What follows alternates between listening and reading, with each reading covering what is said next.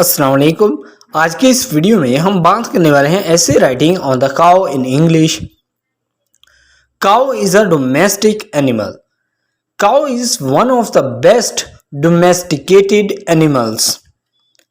It eats grass. Cow is considered as mother in Hindu religion. Cow's milk can be used for many purposes including drinking, selling and making milk products. It makes a mow sound and is always chewing grass when we see it. People sell cow's milk and make dairy products and sell them in the market to earn their livings. It does not need expensive food like other pets like cats and other animals. It eats fresh grass and fodder. The milk it gives can be used at home and the extra milk can be sold in the market.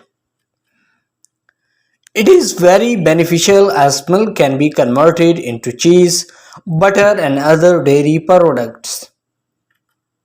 These products can be sold in the market for profit. A cow is a very innocent animal. Cows are not easily irritated. This makes them ideal pets to keep and care for at home.